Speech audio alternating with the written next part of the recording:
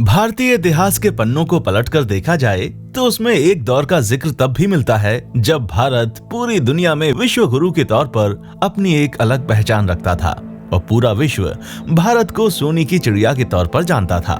भारत को सोने की चिड़िया कहने के पीछे जो एक सबसे बड़ा कारण हुआ करता था वो था मोर सिंहासन। इस सिंहासन की अपनी ही एक अलग पहचान हुआ करती थी। कहा जाता है कि इस सिंहासन को बनाने के लिए जो धन इस पर लगाया गया था उतने धन में 2 ताजमहलों का निर्माण किया जा सकता था। एक समय था जब भारत दुनिया के सबसे अमीर देशों में शामिल हुआ करता था, जिसके चलते हर कोई हमारे देश पर शासन करने का सपना देखता था। भारत पर शासन करने के मकसद से यहाँ पर कई लोगों द्वारा भारत पर आक्रमण भी किया गया और कई राजाओं द्वारा राज भी किया गया।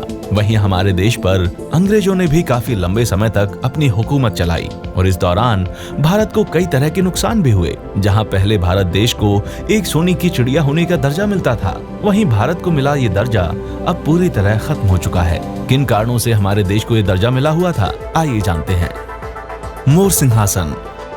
मोर सिंहासन का निर्माण शाहजहां द्वारा 17वीं शताब्दी में शुरू किया गया था। इस सिंहासन के निर्माण के लिए शाहजहां ने काफी खर्चा किया था। इस सिंहासन को बनाने के लिए करीब 1000 किलो सोने का प्रयोग किया गया था। इतना ही नहीं, इस सिंहासन में कई बेशकीमती पत्थर जुड़े हुए थे। इन पत्थरों के अलावा इस सिंहासन की शान कोहिनूर हीरे ने और ज्यादा बढ़ा दी थी। ये हीरा भी इस सिंहासन में लगा हुआ था। वहीं इस सिंहासन की कीमत की बात करें तो इसकी कीमत करीब 4.5 अरब बताई जाती है। कोहिनूर हीरा। कोहिनूर हीरे का जिक्र आप लोगों ने कई बार सुना होगा। आपको पता ही होगा कि ये हीरा भारत के पास हुआ करता था, जिसके बाद ये हीरा कई लोगों के हाथों से गुजरते हुए आज इंग्लैंड की रानी के ताज की शान बढ़ा रहा है। उस समय पूरे विश्व में इस हीरे का आकार सबसे बड़ा हुआ करता था। वहीं कहा जाता है कि ये हीरा 5000 साल पुराना था। भारत के उस्मान अली खान थे दुनिया के सबसे अमीर आदमी। हैदराबाद के शासक उस्मान अली खान को टाइम मैगजीन द्वारा साल 1937 में दुनिया का सबसे अमीर आदमी घोषित किया गया था। इतना ही नहीं, टाइम मैगजीन ने उनकी फोटो अपनी पत्रिका के कवर पेज पर भी लगाई थी और मैगजीन के मुताबिक उस वक्त उनके पास दुनिया में सबसे ज्यादा संपत्ति हुआ करती थी, जो कि उस समय अमेरिका की अर्थव्यवस्था के 2% के बराबर मानी जाती थी।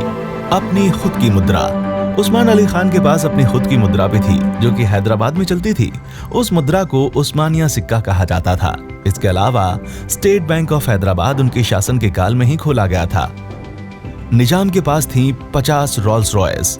कहा जाता है कि एक बार ब्रिटिश अधिकारी ने उनका मजाक बनाया था और कहा था कि उनकी रोल्स रॉयस खरीदने की क्षमता नहीं है। इस मजाक के जवाब में निजाम ने 50 रोल्स रॉयस खरीदी थी। इतना ही नहीं, इन गाड़ियों का प्रयोग वे कूड़ा उठाने के लिए किया करते थे। उस्मान अली खान के शासन के बारे में पढ़कर आपको ये तो अंदाजा लग ही गया होगा कि उनके पास काफी दौलत हुआ करती थी। वहीं भारत को सोने की चिड़िया होने का दर्जा मिलने के पीछे एक कारण उनकी दौलत भी हुआ करती थी। उज्जैन के राजा विक्रमादित्य। राजा विक्रमादित्य एक महान राजा थे जिन्होंने भारत को सोने की चिड़िया का खिताब दिया था। उनके राज में भारत का कपड़ा विदेशी व्यापारी सोने के वजन से खरीदते थे। यही नहीं, उस वक्त तो भारत में सोने के सिक्कों का चलन भी था। महमूद गजनवी की लूट। महमूद गजनवी का सोमनाथ के मंदिर पर हमला करने के पीछे 2 सबसे बड़े उद्देश्य थे।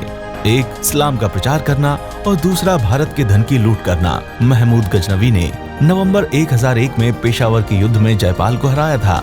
गजनी ने इस युद्ध में किले से 4 लाख सोने के सिक्के लूटे और एक सिक्के का वजन 120 ग्राम था। इसके अलावा उसने राजा के लड़कों और राजा जयपाल को छोड़ने के लिए भी 4.5 लाख सोने के सिक्के लिए थे। इस प्रकार उसने आज के समय के हिसाब से लगभग $1 अरब की लूट सिर्फ राजा जयपाल के यहाँ से की थी, जबकि इस समय भारत में जयपाल जैसे बहुत से धनी राजा थे।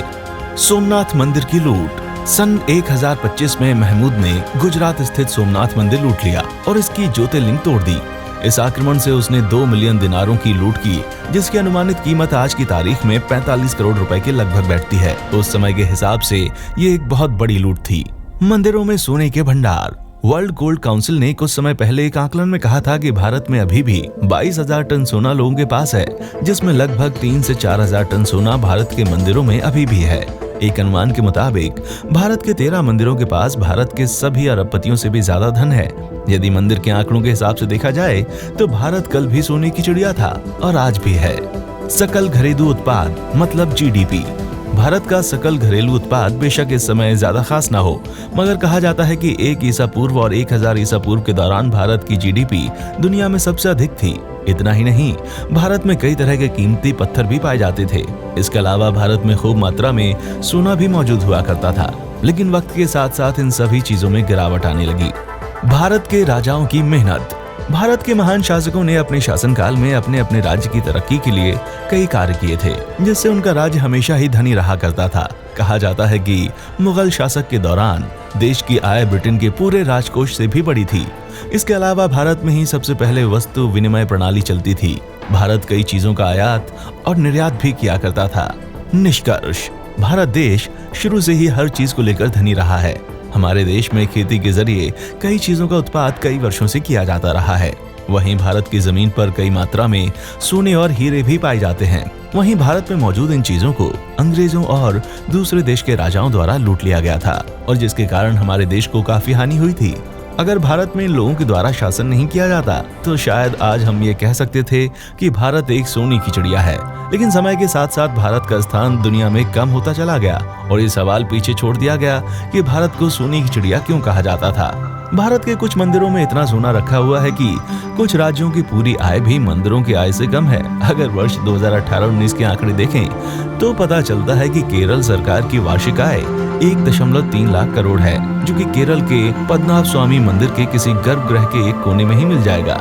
उपयुक्त आंकड़े सिद्ध करते हैं कि प्राचीन भारत में अकूत संपत्ति थी, जिसके कारण यहाँ पर विदेशी आक्रमणकारियों के हमले होते रहते थे। लेकिन बीते समय को छोड़कर वर्तमान में देखा जाए तो भारत की स्थिति विकसित देशों की तुलना में निश्चित रूप से खराब है। लेकिन इसमें कोई भी शक नहीं कि भारत पूरे विश्व में बहुत तेजी से अपनी सफलता के झंडे गाड़ रहा है, और वो समय बहुत जल्द आएगा जब लोग इस देश को फिर से सोने की चिड़िया के नाम से बुलाएंगे।